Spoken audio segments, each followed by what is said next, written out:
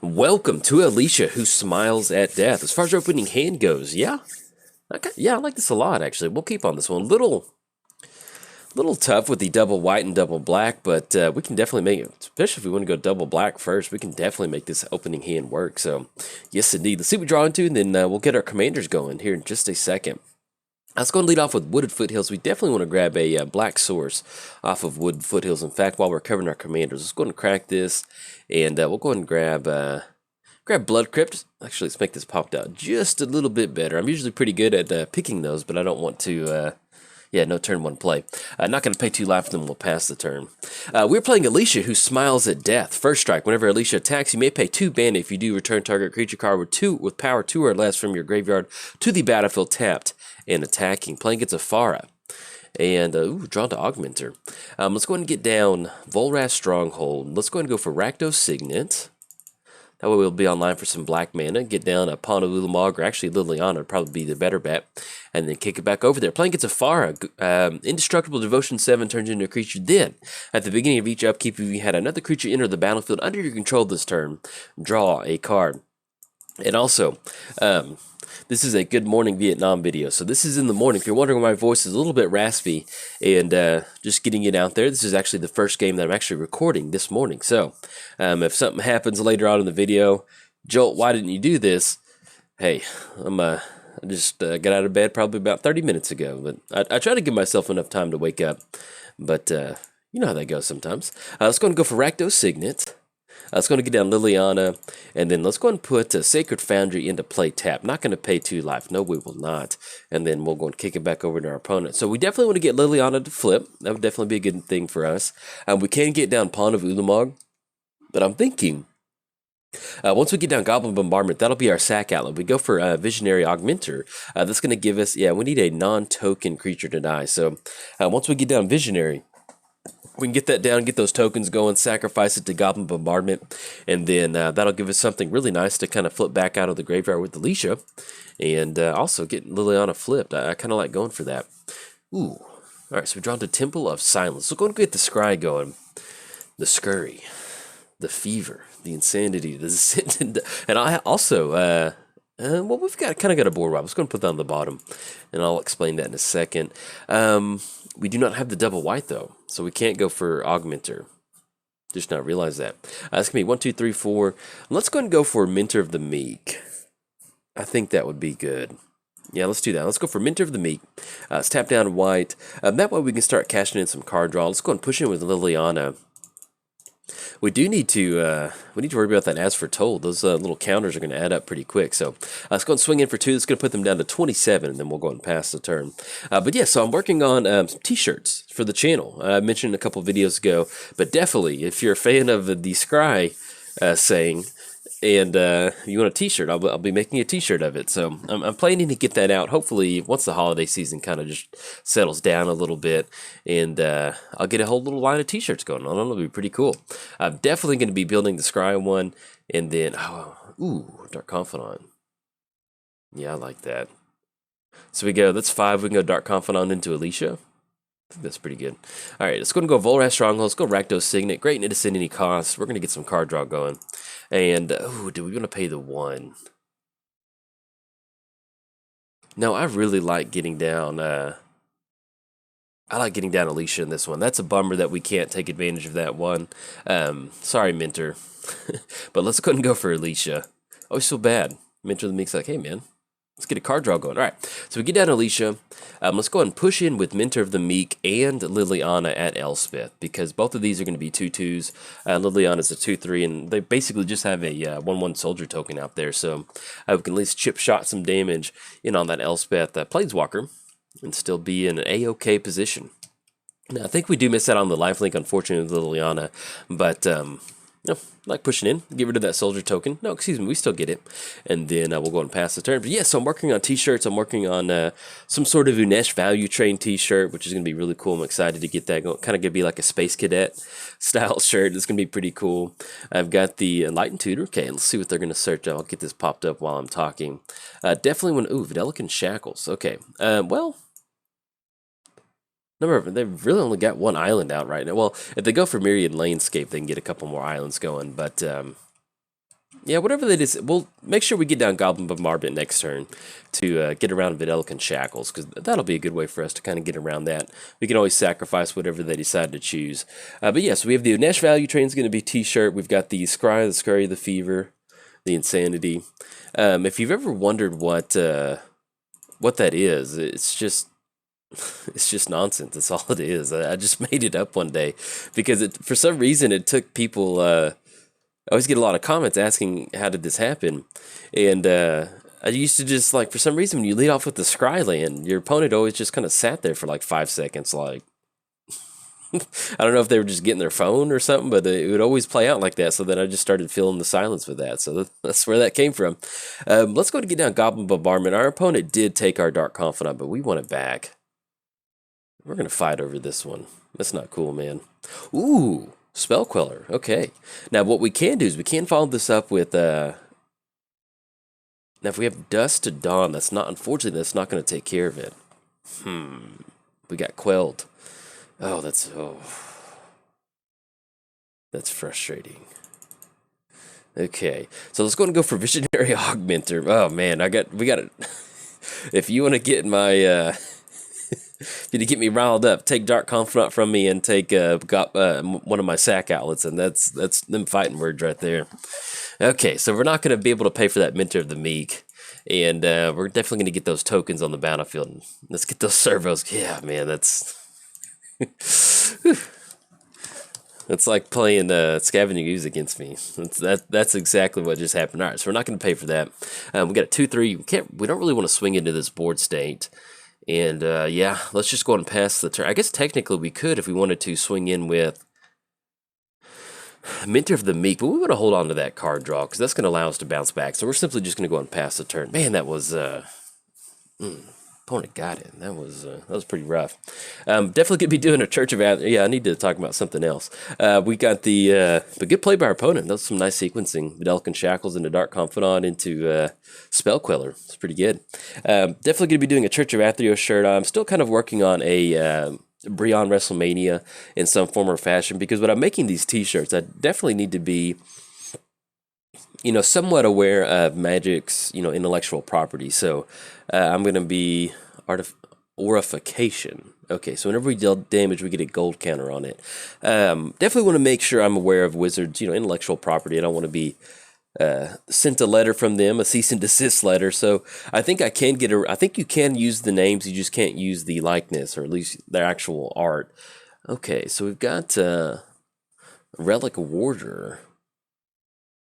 Now, if we had a sack owl, if we had Goblin Bombardment, we could exile that forever, but we can't. So, let's see. If we swing in with the Visionary, they're still basically going to swing. If we get Liliana to flip, they're basically going to swing in with Spell Queller and be able to take care of it. It's going to put it at 4. It's going to put it at a 5. Yeah, let's go and just force them to do something with it. I mean, technically we don't have an answer, but if we get down Warder, we can draw into an additional card. Yeah, I like that. I mean, then also we can still go for Pawn of Ulamog if we do hit another land off of Mentor of the Meek. So, yeah, let's go ahead and go for that. Let's get our Mentor trigger on the stack. Let's go and target the Aurification. We could grab Videlican Shackles, but that Aurification is going to be not going to be a lot of fun for us. So, see if we can't just kind of deal with that just for a little bit. And then, yes, we're definitely going to use that ability. We'll pay 1 to draw an additional card. There we go, hit the lane. Let's go and get down Dragon Skull. Let's go ahead and add black mana for Pawn of Ulamog. Oh, look at that. We're still bouncing back. We're going to get some card draw going. I like that. Yes, we're going to pay Sacred Foundry. Then we draw into Autocrat. Okay. So at this point right now, we can't go for Dust to Dawn, even though if we don't really want to blow anything up, we can take care of Ephara and it's not going to do anything. And then we can just get it into the graveyard. That's something we can do if we want to start pushing it with these creatures. But I think at this point, we're just going to go and pass the turn. If we can somehow draw into a sack outlet, draw into something like Blood Artist, then we can kind of start sacrificing our board. And, I just now noticed they had Springjack Shepherd out there, or Springjack Pasture, so they're getting a bunch of goat tokens going. But we'll let them do their thing. Also, yeah, so long story short, I'm working on making sure that we don't Spellseeker. Let's get that popped up. They're revealing off Dark Confidant. Making sure they don't run into any problems where they're like, hey man, you can't sell that t-shirt. You got the card on there. So I'm kind of doing this little dance to where I'm trying to still capture the likeness. So like with Beyond WrestleMania, I'm planning on putting some like goggles on there and just having like red white colors, you know. And because I think technically WrestleMania is copyrighted too, so I don't want to put that on a T-shirt. I am making a Magic After Dark shirt, which is going to be really nice. So Magic After Dark is going to have the lightning bolt and then a somewhat of a skeleton neon outline for Necasaur, which I'm really excited about. And then I'll have a whole bunch of other T-shirt ideas that I'm. And our opponent did. They went for that Spell Seeker. They did grab.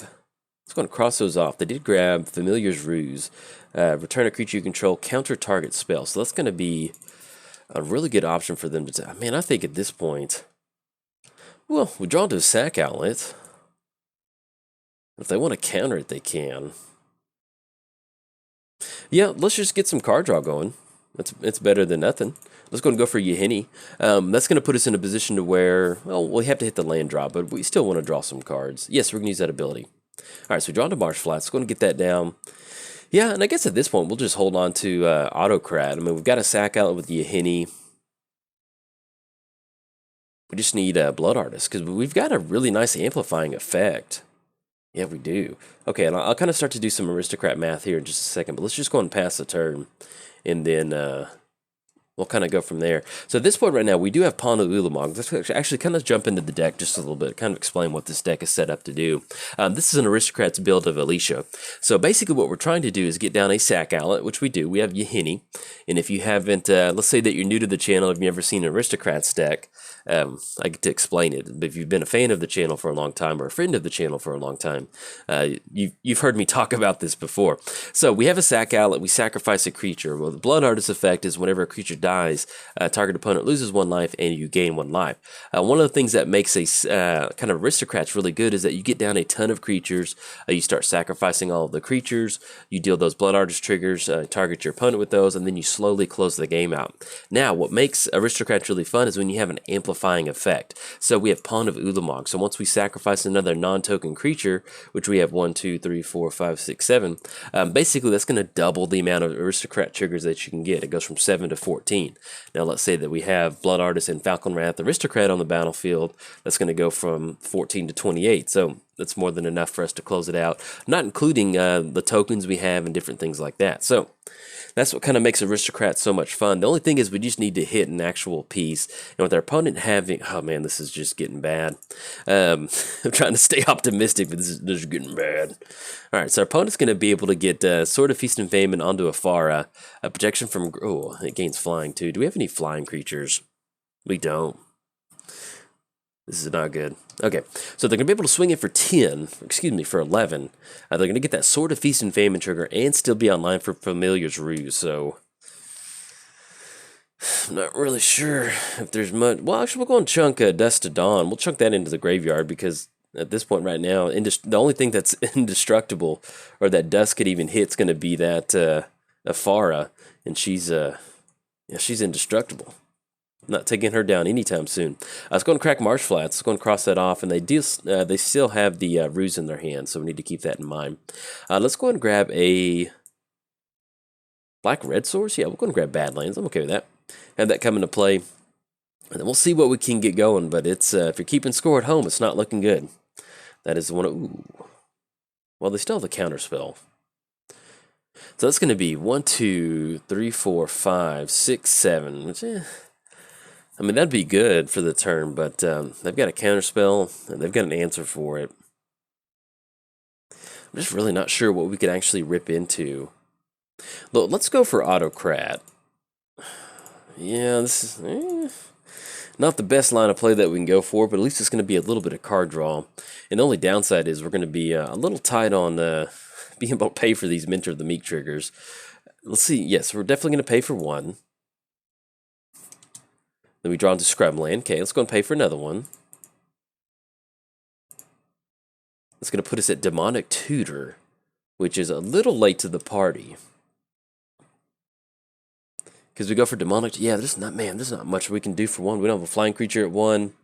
We can even gamble. No, it's not going to... I don't think that's going to get it.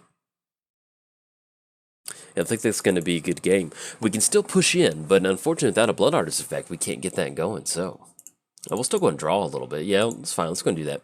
Draw, ooh, Mana Crypt something.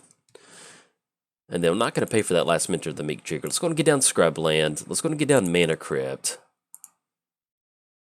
So we go, that's going to give us 2 mana left over. We can go for Zulaport Cutthroat or Blood Artist, but they're just going to counter it. We'll still force it, though.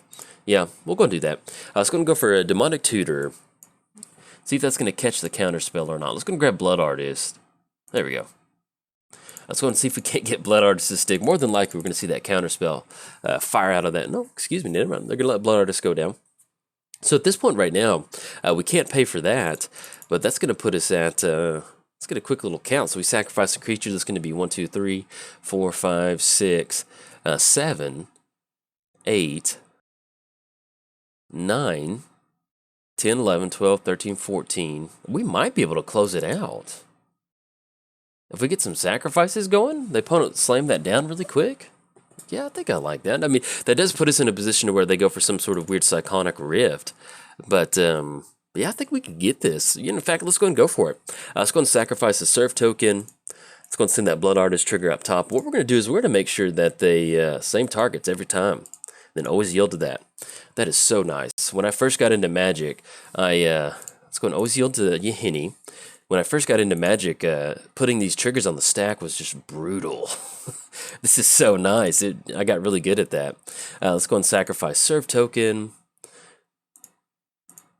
And then that's the fun thing about playing Aristocrats is that if they have some sort of instant speed action, we can get all this stuff on the stack and just kind of go from there.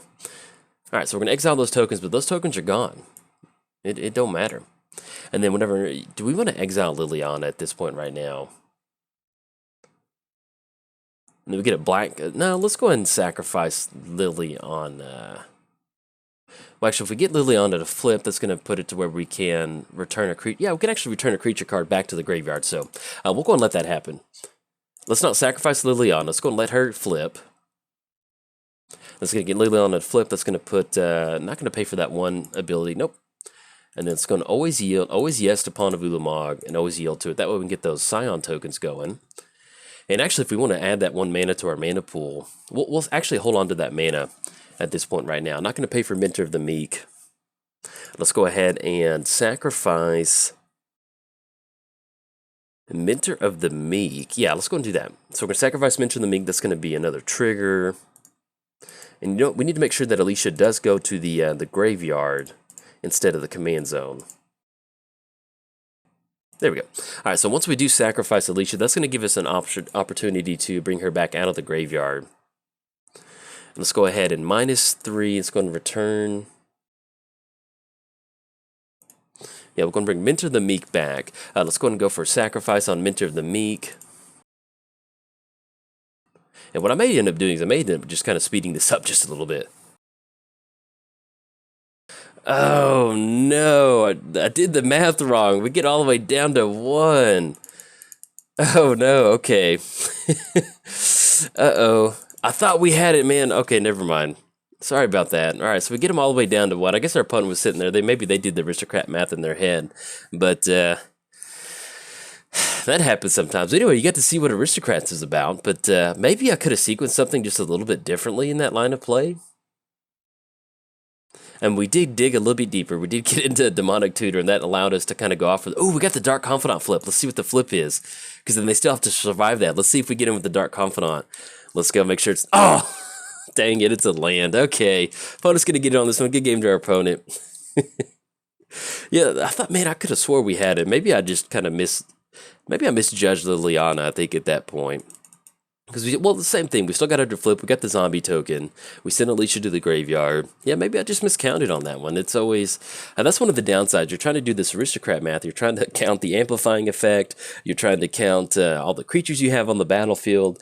And so, unfortunately, sometimes you get into this spots where you're just 1 away, and that's all you need when you're swinging against a board like that. But we could have gotten the Dark Confidant flip, but we'd have been gotten really lucky with that. But unfortunately, we did not get that particular one. But we've got little Yahini sitting there, but that's exactly what you want to do with the Aristocrats. And one of the reasons why I chose Alesha as the actual commander for this particular build is that one of the cool things about this is, simply sacrificing Visionary Augmenter, you can really start to, you saw how quickly we built up a board state against our opponent. We can start swinging in. Now, they built up a really nice token board state. It was hard for us to swing in.